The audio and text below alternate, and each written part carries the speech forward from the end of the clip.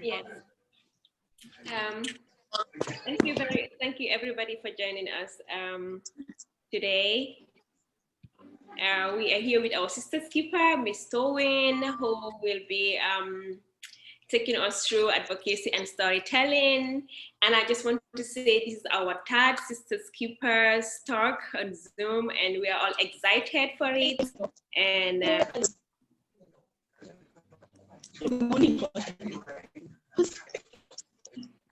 Miss Toyin, whenever, okay.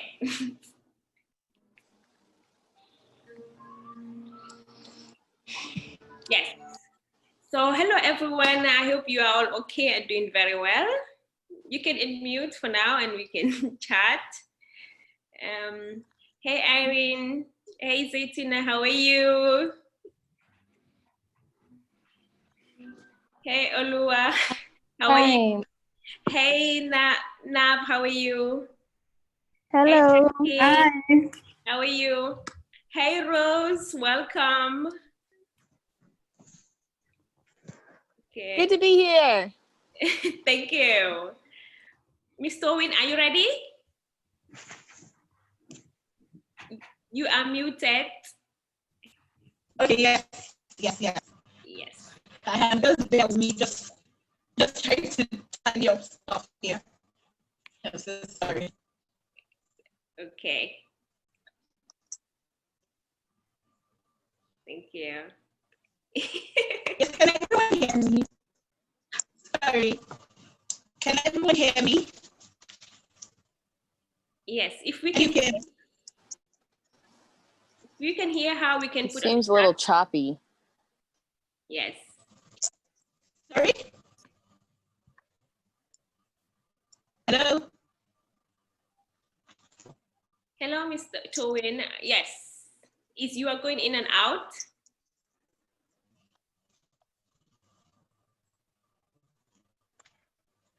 You can start now. Right, just trying to confirm if everyone can actually hear me.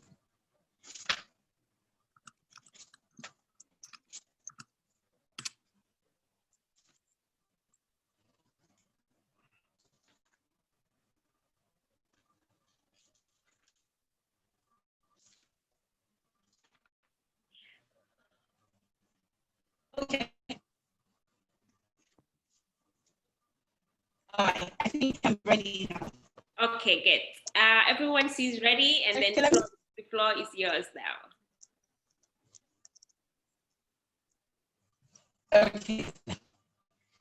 All right, good. Let me say good afternoon from the side of the world. It's actually a wet afternoon here. I'm in Nigeria, I'm in Ibadan, your state, recited the western part of the country. Well, to my sisters in New York, good morning. In part of America, good morning. In Canada, good morning. And to my other sisters in Africa, perhaps it's good evening. Well, it's a pleasure to be here, and it's a pleasure to be on this wonderful platform, Zahara Twins. And it's a pleasure to be here to speak on advocacy and storytelling. Well, I love the publicity. Thank you so much, Zahara Twins, for that. I guess all of those in one way or the other are involved in the work of advocacy. And I know that this topic is key. Well, I will be talking about how we can use storytelling to portray gender-based violence and all other social challenges women and girls with disabilities face within the society. So during the course of my presentation, I will define what storytelling is, why storytelling, identify the challenges faced by women and girls living with disabilities in the society, and how have you storytelling over the years to help advocate. Oh, wow. What do I do now? All right. Z, hope it's better now. Yes. Miss, your voice is breaking. Do you just want to stop the video and then let's see if you can just talk and see? Okay.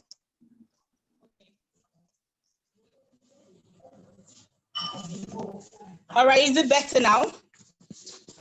Yes. All right. So for this presentation, I will be, defining what storytelling is, why storytelling, how I've been able to use storytelling over the years, and how we as a whole can use storytelling to champion a cause, to help describe or portray the plight of women and girls living with disability.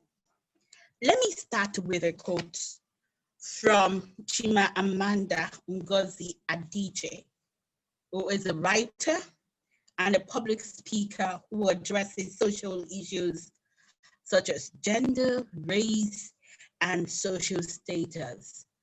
I will say that to me, I love Chimamanda because she's a great storyteller. At a time when Chimamanda was defending why a one-sided story isn't good enough, she said, and I quote, "Many stories matter. Stories have been used to dispose us and to malign. But stories can also be used to empower and humanize. Stories can break the dignity of people, but stories can also repair the broken dignity. That shows the importance of stories in the life of humans. It can break, it can restore, and it can also bring hope." Maya Angelou also once said that there is no greater agony than bearing an untold story inside of you. She also buttressed the importance of stories. Everyone definitely has a story.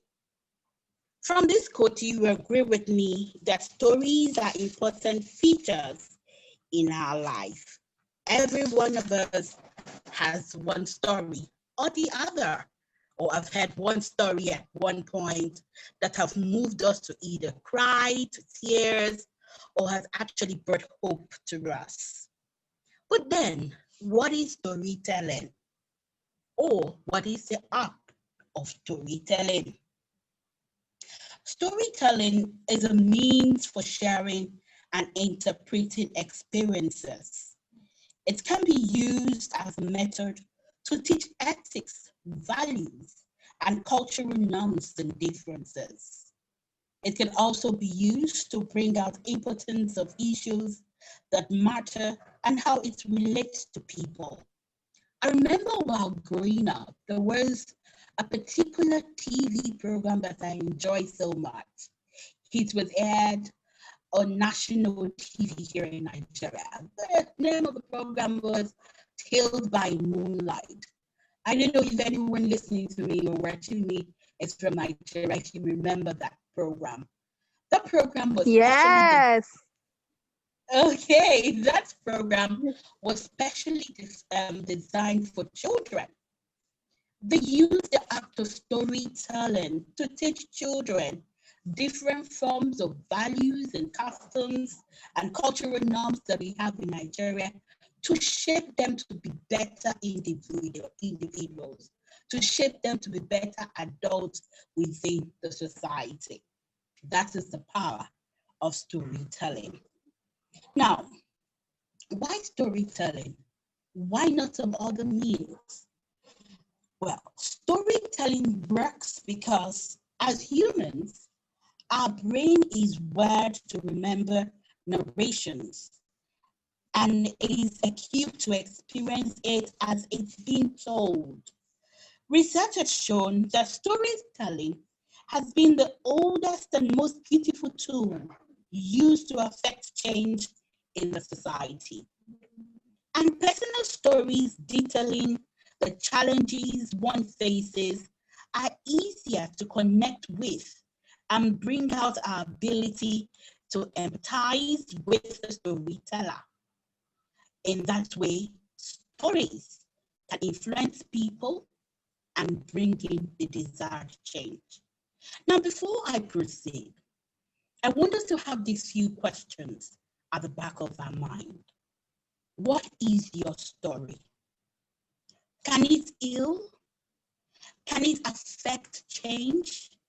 Can it start a movement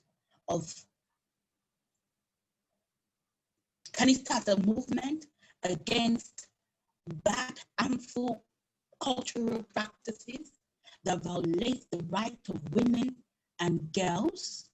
Or do you know someone that has a story that can start a movement for equality for women? With these questions in mind, let me proceed to now talk about gender-based violence and the plight of women and girls living with disabilities in Nigeria. Studies have shown that women and girls with disabilities face significantly more difficulties in both public and private spheres. And one of such difficulties is gender-based violence.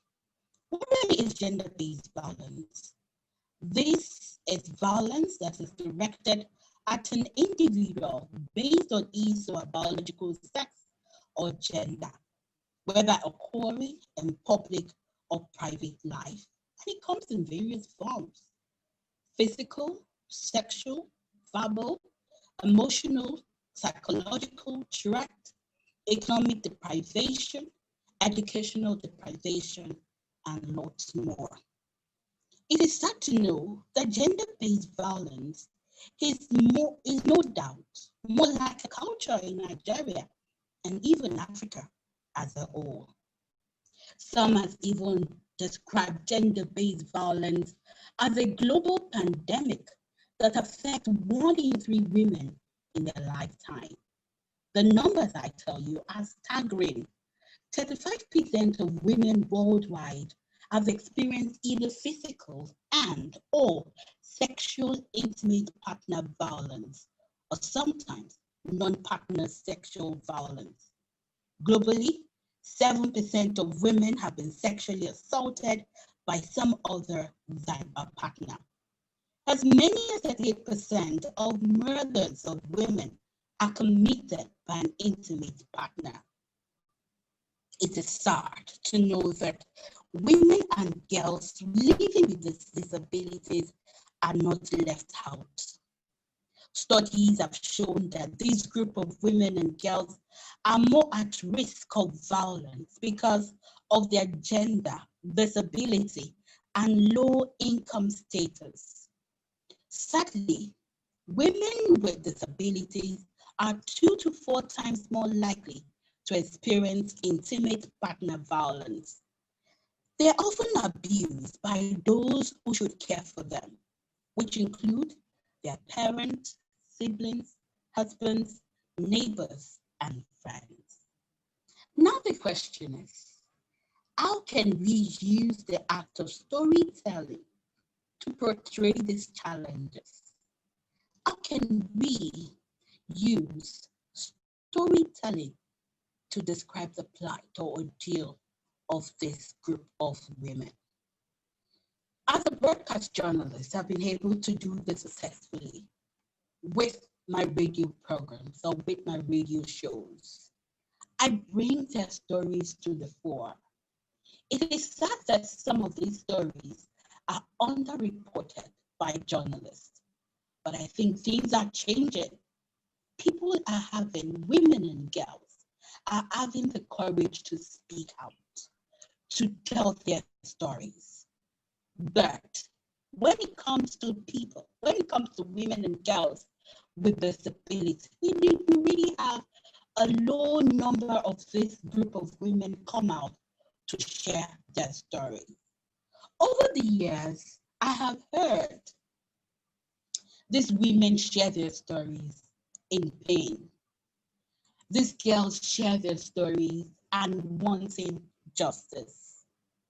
What do I do when either I'm being contacted by either a caregiver or someone close to them who is aware about a continuous abuse, or someone who knows that this particular group of women needs help? The first thing I do is to meet the victim or survivor, confirm the story, and if I need to provide help immediately, I ensure that is provided. As a broadcast journalist in my community, I have been able to identify advocacy champions within my community, within my state. And so once I'm being contacted, I call on these champions for help. I call on these champions to come to the rescue of this category of women. And let me take you back to when I meet the victim or survivor. I communicate in the language they understand. In this part of the country, the local language is Yoruba. And so when I meet with the victim or the survivor, I don't come with this grammar. I don't communicate with this big English. I speak the language she understands, so that she can trust me and know that, oh, a helper is indeed here. And so with that, I gain their trust in order for them to share all the story, all their deals with me. And when they do this, I don't stay in a room where everybody is around. I try to take them to a more relaxed environment where they know that they are free to talk with me. Now, let me give you an example. In the year 2016, I won a grant organized by the Wale Soyinka organization to do a research, an investigative research on persons living with disabilities and sexual abuse. I went to a particular school here in Ibadan. It's a rural area, with the help of a friend who was at that point a public health expert, who had worked with teenagers, physically impaired teenagers who have been sexually abused. On getting to the school, after meeting the principal, I was introduced to some girls, visually impaired girls. And, one of the things they requested was that they do not want their teachers to be there. They just wanted I alone. And if that is granted, they will be willing to share their story.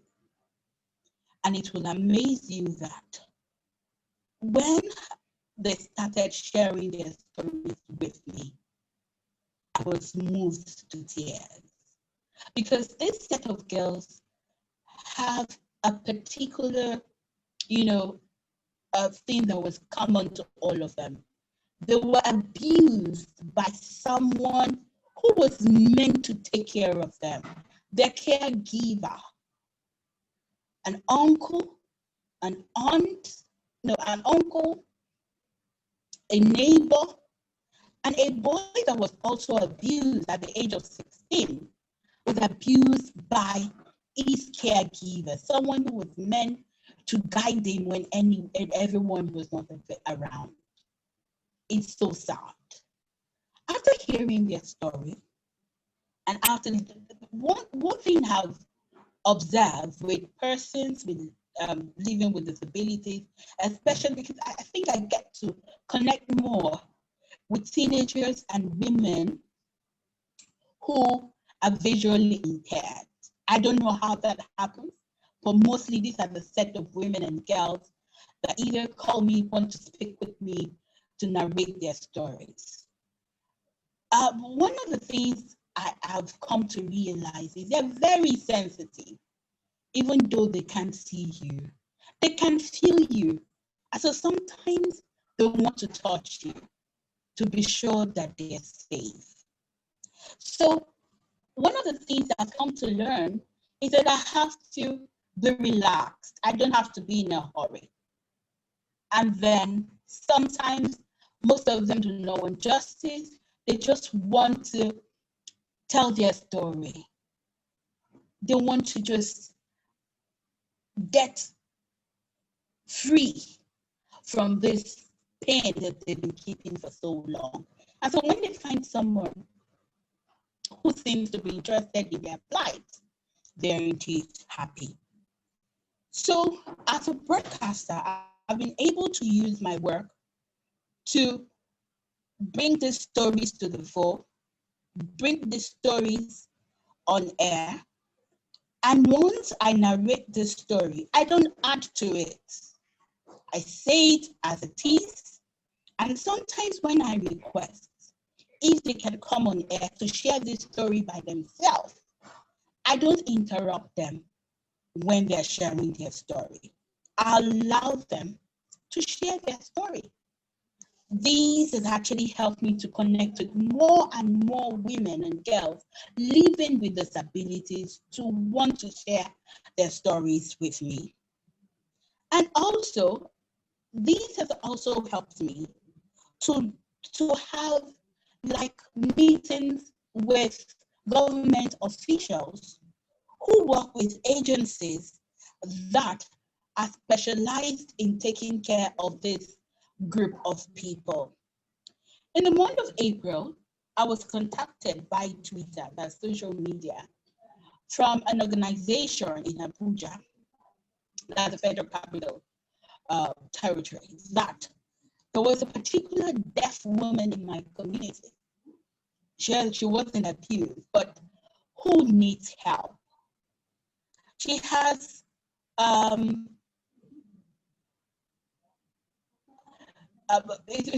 it was during the early part of the pandemic, and so our means of livelihood was stopped. She usually fry a local snack in a motor park area, but ever since the outbreak of the pandemic, people or traders like that were told not to come to that major motor park to sell such snacks again. So a means of livelihood was stopped. And so she needed help because she has kids to cater for. Her husband is also deaf.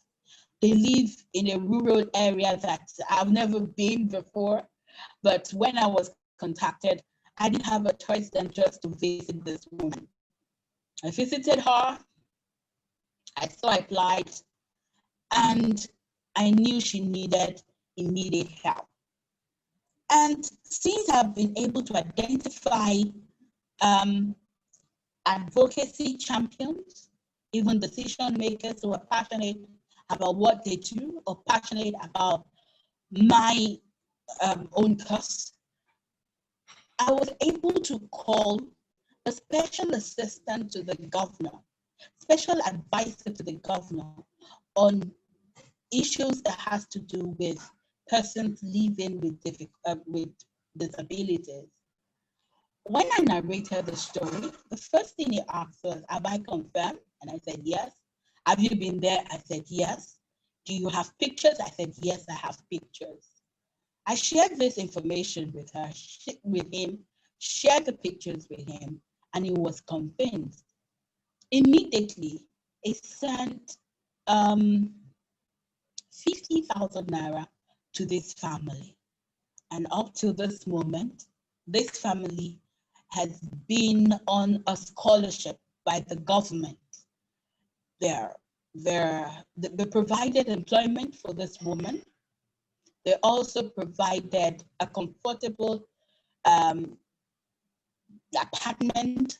They moved that from where they are to they took them from where they are to a better place in the city, and ensure that these children are well taken care of. So these are some of the things I've been able to do over the years to connect, take action, and also reassure these women that there is hope. Over the years, I've also learned that advocacy can be enhanced through the use of storytelling to inform, enlighten, and support varied issues, from social challenges to gender-based violence that affect women and girls. It also gives an opportunity to connect, influence, and learn from other people's experiences, shapes, strengthens, or challenges values and beliefs.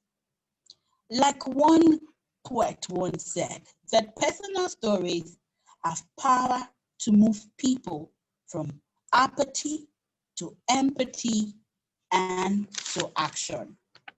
Now, my dear sisters, what can you learn from this short presentation? Number one, tell the story of the people in need, with them, for them, and by them. The voices of the people most affected, you must say it in their own words, must be central to the narrative. Two, identify advocacy champions in your community. Identify government officials who are passionate about their work, who are visible, who are accessible. I know few commissioners who I can call in your state and say, Toyin, by tomorrow, we'll be on top of this case. Identify organizations who have individuals who are always on the move, who are visible, not those who are just social media noisemakers, but organizations who are visible and always ready to help, always ready to render help for women and girls living with disabilities, or women and girls especially. And then, when narrating your story must be compelling and engaging. Whenever I come on air to share this story, I deal with facts. Like I said, confirm your story well. There are a lot of people I've also encountered during my class, during my work, and then my community engagement. I've met, some women and girls who just claim that they've been abused, or because they want some form of financial, how should I put it? They want some financial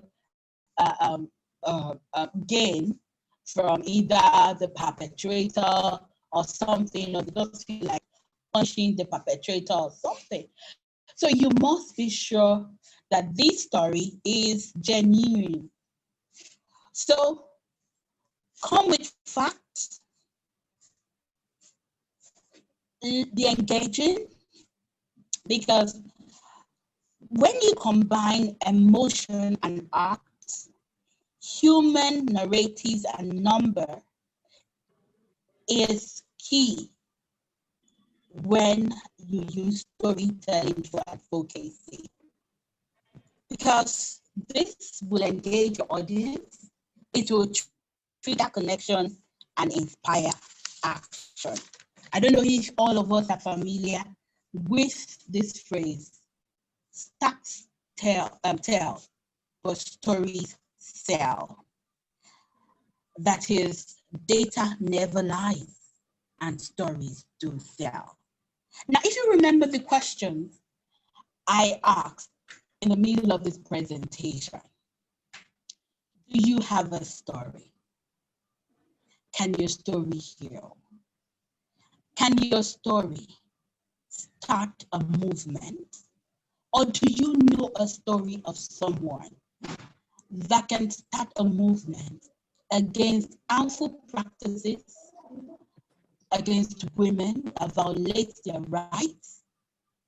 If the answer to my question is yes, it is time to tell that story in order for us to start a movement and bring about a change.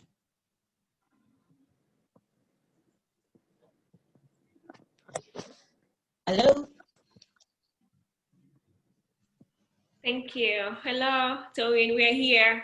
I mean, these stories are so moving. I think we are all into it that we're just listening keenly. Wow. I think I'm emotional right now listening to your story about women and young people out there.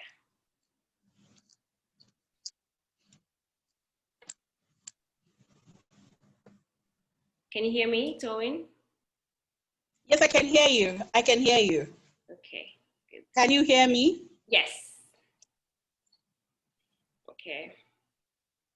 Thank you so much. Wow, I don't even know where to start. Sisters, we all had, sorry, we haven't, we know it was breaking, going in and out, but what we've had is really compelling. And what she said, use your platform, reach out, connect, identify organizations that are working and help out. So if we have any question, we have comments, we have contributions, we can ask Ms. Toyin. Thank you.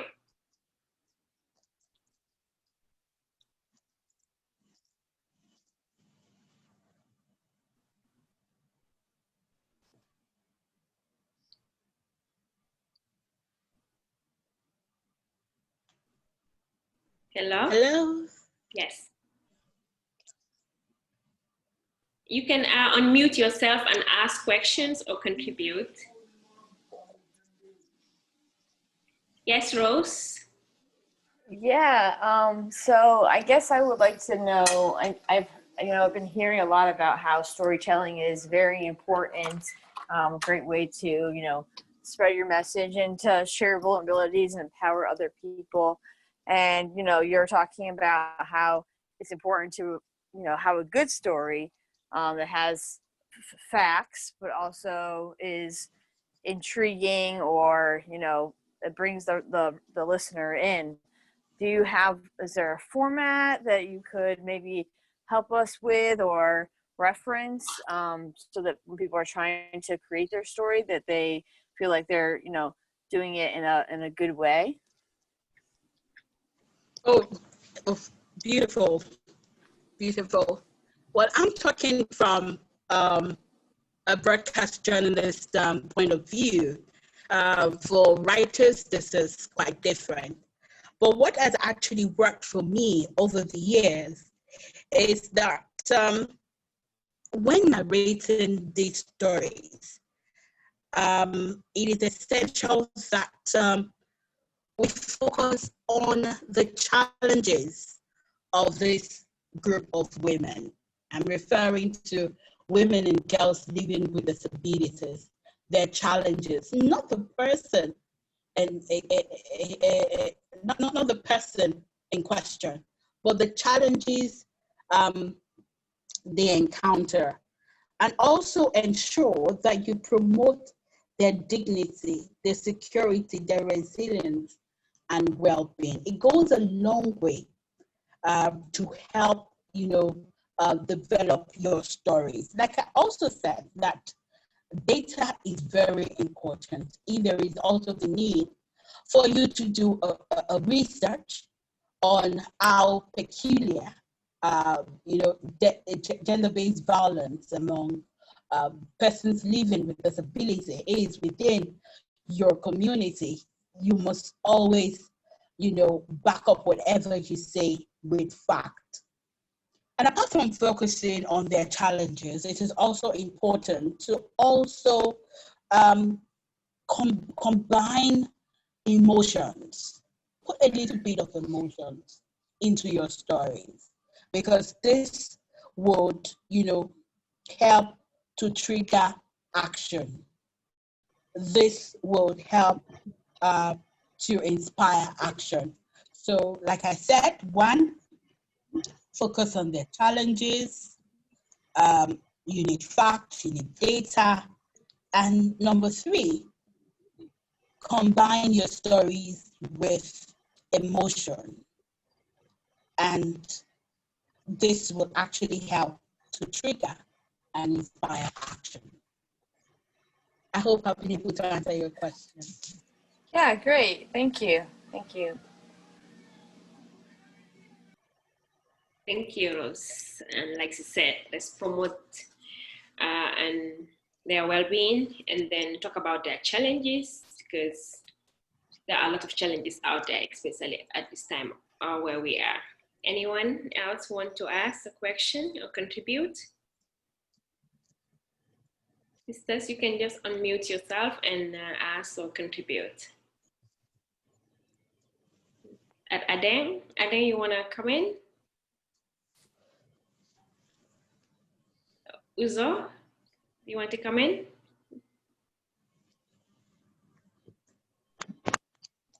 Nah. Yes, we can hear you, Uzo.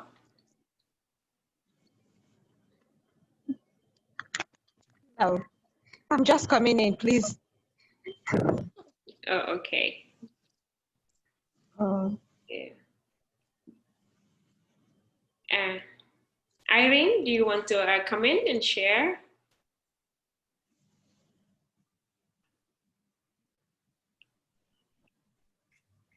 Well, I just would like to thank, let me show my, okay, cool. I just wanted to thank for this wonderful presentation. It was very insightful. And I actually,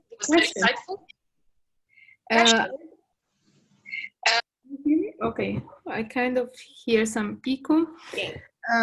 So my question would be, what is the best way to share stories according to your experience? What has been more powerful so far for you? Okay, I said I'm a broadcast journalist. The radio has been one medium that I've used to share these stories, and has actually worked for me over the years.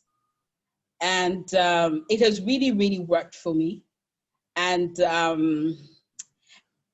let me say, for the past four months, I've been active on social media. And well, this has not been that this has not really worked for me like it has actually worked for me on air, on radio. So I think there is actually power when people listen to radio. You get a lot of people, listen to radio. You get a lot of people, have been able to connect with via radio, that have actually intervened in some of my stories that I've shared on air. So if you ask me again, radio is my number one love, and radio has actually worked for me. Great, thank you very much. You're welcome. Thank you, Irene. Olor, do you have something to add? Oluwadamilola, or a question? Yes, yes. Thank you. Can you hear me? Yes.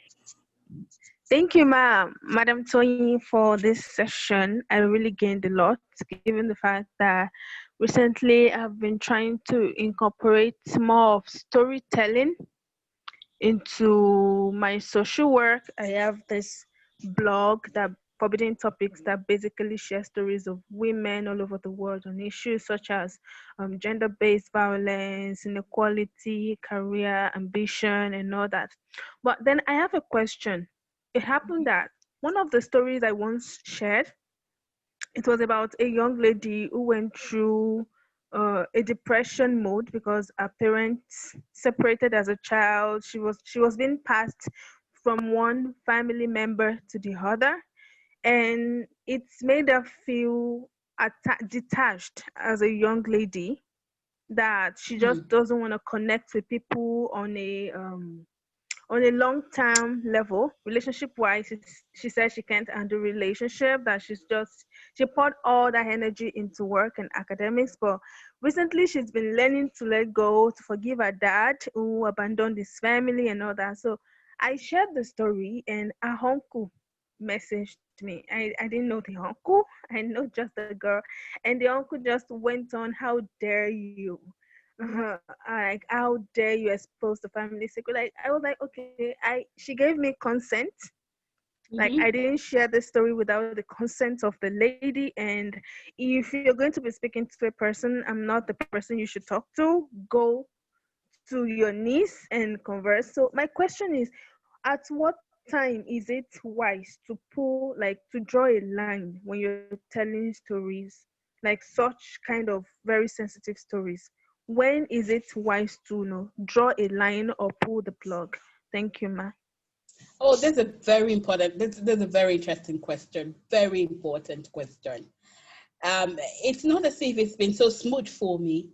I've encountered few challenges like the one you just shared with us.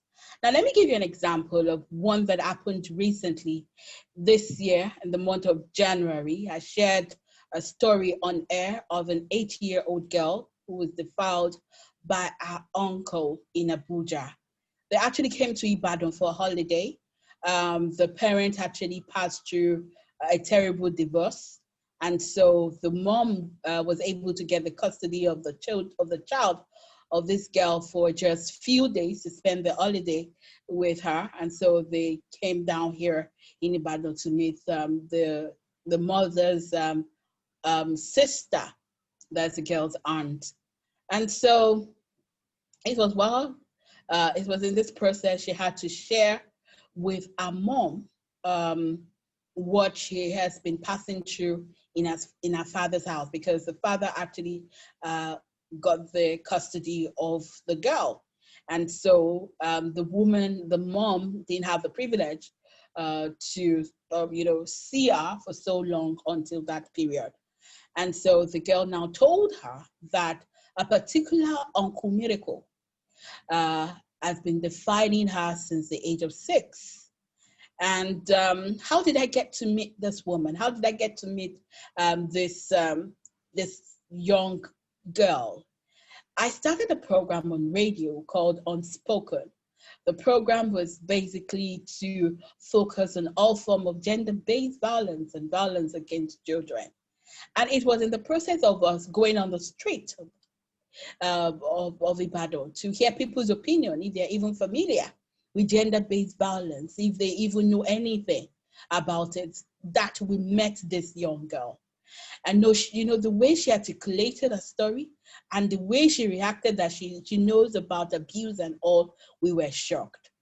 And so that was how I got to know about the story. And so the first thing I did was to carry out a medical test to ascertain if this was true. And of course, I got in touch with an organization who helped to facilitate the medical process and report, and also helped to facilitate contacting the law enforcement agency in Ibadan because they're not based in Ibadan. So they have to refer them to Abuja. And so we did all the things we needed to do. I never knew that the father of this girl was actually a well-known political person in Abuja. I don't know them. I've never met them. I don't know. It was only the mom and the girl. And so after the holiday, they had traveled back to Abuja. Meanwhile, the organization I contacted also have a branch in Abuja. So they followed up the case to ensure that this uncle was arrested, put behind bars, and, justice must, because the girl said she wanted, the little girl as old as she is, just 8 years old, she said she wanted justice. Wow. And so she said that's the only thing that will make her happy. She was, she was sure of what she wanted. And so we just had to pursue it. And so Citizen Gavel, that's the name of the organization that decided to follow the case, and also Living World Vision decided to also push the case. As we speak right now, the uncle is still in prison, and they've gone to court, but the uncle is still in prison. But what I want to, so why I'm bringing up this story is, a few months back, I was called by someone I don't know, and he accused me of, interfering in family matters. Who am I? Who gives me the authority? The effrontery. I didn't say a word. Damilola, I did not say a word, because I said I don't know who you are. He mentioned this name. I said I don't know. I've not met you before. And he now said, "Oh, are you not the presenter in Ibadan who handled this case?" I said, "Yes, I am." And I said, I don't think I had a conversation with him. I had a conversation with the mother of the child. And so if he thinks he needs to talk with me, he needs to talk with my lawyers. So once you got the consent of the victim or the person involved in this story, be sure that somebody somewhere will want to, challenge you. Be prepared. You don't need to talk to them. Have a lawyer, have an organization that can protect you. It is very, very important. Like a friend of mine will always advise that, Toyin, don't always be out there, that don't be the face. I said, well, if I'm not the face, then what am I? Who am I protecting? Why am I passionate about these people? But always have an organization that can always stand for you. A lawyer is very, very important. Thank you, ma'am. Thank you so much. Able to answer your question. Can I say something, please? Yeah. A question to Madam Toyin. All right, go ahead. Is it possible for one to get a written consent? Because I would like to advise a written consent of the person, of the victim, before you air it. Is it possible for that? Yes, it's possible. Either way, either verbal or written. Either verbal or because written. verbal consent might be withdrawn. The person might say, no, I didn't say so. But I believe that written consent should be permanent, duly signed and consented. Well, do you know that if you follow my story, apart from asking for their consent, I told you that I got in touch with an organization which intervened in that story. And also the law enforcement agency was also contacted. That's Nigerian Police Force. Of course, before anything happened, they will write a statement, my dear sister. Okay. So you always have to, yes, you always have to go through the process. Yes, like I always tell my colleagues that there's always need for us journalists who are involved in advocacy to always do due diligence, because if you don't do it, you can get yourself into trouble. Get an agency or an organization involved in this particular cause to be involved. Bring in government agencies also who are who have the responsibility to actually take care of this category of women or girls, like the Ministry of Women Affairs. Get them involved. They know the process, you understand. But in Daminola's case, she shared this online. She shared this story online because this person gave her the permission to share her story. And so she doesn't really have anything to do with the uncle. If I were Damilola, I would ignore. But for further or future purposes, it is better to, either affiliate with a particular organization that can actually help you, in cases like this. Yes. Thank you very much, Ma. Noted. You're welcome, Thank you. Damilola. Well done. Thank you. I saw Sara raise her hand.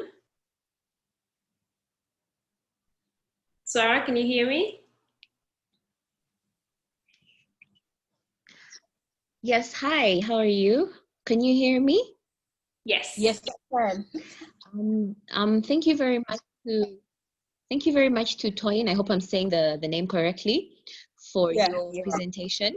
I wanted to ask what fuels you to be doing advocacy in storytelling? Because I believe sometimes it can be a bit draining, but you saying that you are very passionate about it, you're telling us that we need to learn how we can use storytelling in terms of issues that we see around us. So what fuels you so that you don't actually break down? Because sometimes when you are also attached to the issues around you, you also go through your own trauma, and then you have the mental issues and everything. But what keeps you centered so that you're able to do your work? Thank you. That's a very beautiful question, Sarah, and thank you so much for coming up with that question, Sarah. I must tell you that sometimes I experience burnout, and sometimes I have my own personal struggles. But I think over the years,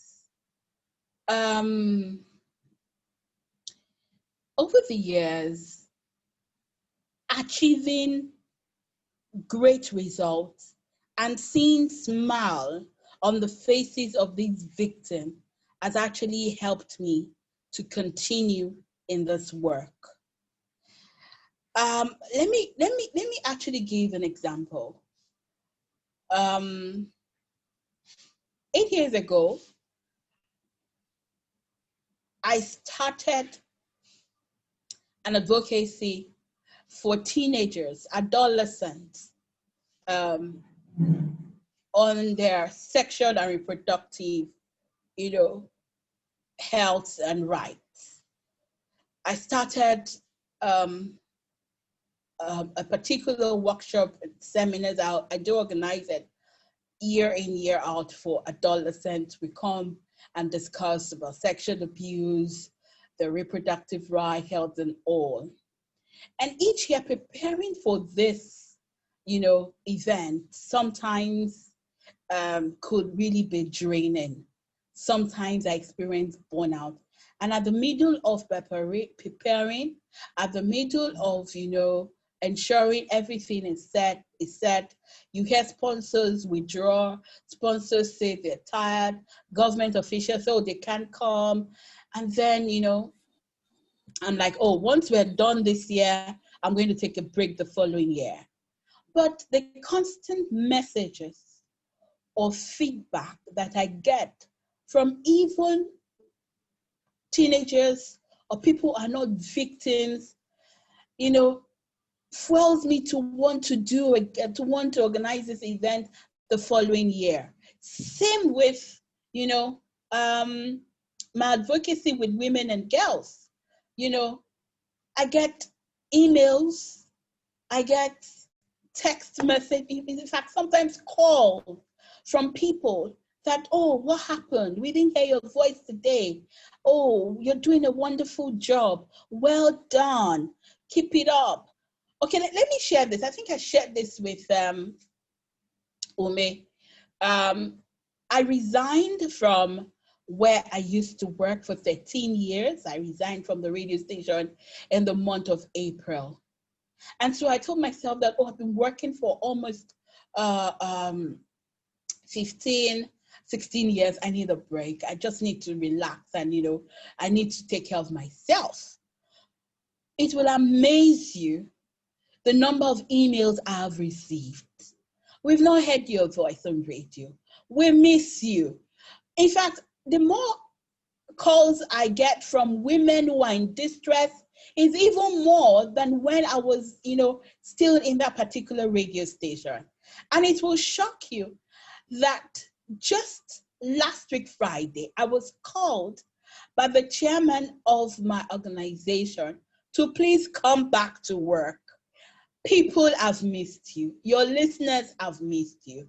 So these stories always motivate me to want to do more.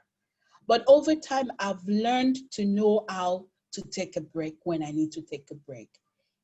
And I've also learned to identify triggers that can affect my own personal mental health.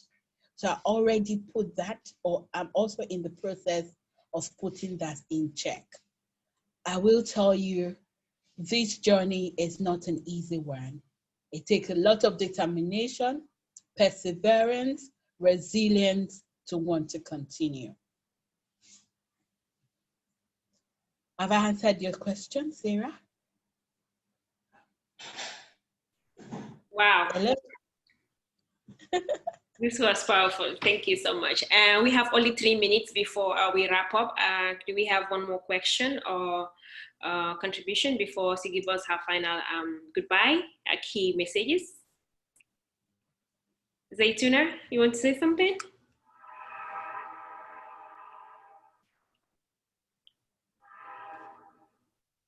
No. Okay, thank you. Okay, Toyin, I'm going to give you these 2 minutes for you to give us your last message, what we can take home and remind ourselves that these stories are out there. We should be able to help one another, but at the same time, we should also seek for help when we need it. Like you said, personal triggers. We have so many stories out there, and then we also have our own stories. How can we make sure that when we also need it, who can we approach? Because it's important that you know the person that you can approach, and that person will help you out, but not to even trigger it more. Thank you so much. This was really powerful. What's your last word, Toyin? All right, like I said, this journey is not an easy one. It requires a lot of perseverance, resilience, and sometimes you don't always achieve your desired goal. Do not let that stop you from helping women around you, women in your community. Like I asked earlier, what is your story? It is time to use that story to effect a change in our society today. So do not tire out. Always reach out when you need help. Reach out to organizations like Zahara Dreams, where we have women who are ready to help support other women to be better. And of course, provide opportunities for women who are doing great job when it comes to advocacy. Do not hesitate to share your story. Do not hesitate to share that woman's story in your community, that girl's story, to effect a change today.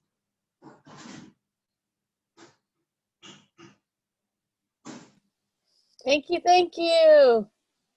You're welcome. You can unmute and say thank you to Toyin, and until next month. And just to remind us that this is once a month, and thank you so much. I mean, we are so happy and glad that we have you. Thank you so much.